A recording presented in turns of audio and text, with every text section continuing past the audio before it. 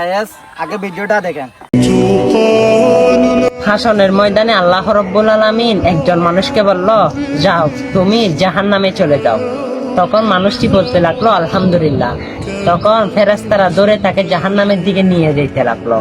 তখন আল্লাহ আবার ডেকে জিজ্ঞেস করলো, আচ্ছা আমি তোমাকে জাহান্নামে যেতে পারলাম, তুমি আলহামদুলিল্লাহ কেন বলেছো? তুমি কি জানো জাহান্নামের আযাব কতটুকু ভয়ানক হবে?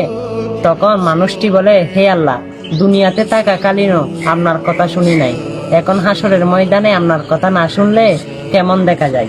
আল্লাহ ও ব্যক্তিটিকে বলে, আরে তুমি আমাকে এত ভালোবাসো? ও বান্দাটা বলে, আমি শুধু আপনাকে ভালোবাসি না, আপনার গোপন সম্পর্কে দুইটা কথা জানি। তখন আল্লাহ রাব্বুল আলামিন বলল, কি জানো? তখন ব্যক্তিটি বলেন, আল্লাহ, আপনার 99টা নামের মধ্যে নাকি রহমান রহিম আছে। তখন আল্লাহ খুশি হয়ে বলে, যাও আজকের দিনে, এই মহাদিনে আমি তোমাকে রহমান রহিমুর নামে তোমাকে মাফ করে দিলাম। তখন তাকে আল্লাহ বলল, ওয়াদখুলি জান্নাতি, যাও আমার জান্নাতে প্রবেশ করো। তখন সেই ব্যক্তিটি খুশি হয়ে জান্নাতে যেতে লাগলো। আর আস্তে আস্তে তার আনন্দ শুরু হয়ে গেল। হ্যাঁ, আপনিও কিন্তু আমার প্রিয় নবী হযরত মুহাম্মদ সাল্লাল্লাহু আলাইহি সাল্লামের উম্মত, আপনিও অবশ্যই জান্নাতে যাইতে পারবেন। ভালো মন্দ মানুষকে শোনান, ভালো কিছু মানুষের কাছে পৌঁছান, আর ভিডিওটা বেশি বেশি শেয়ার করে দিবেন।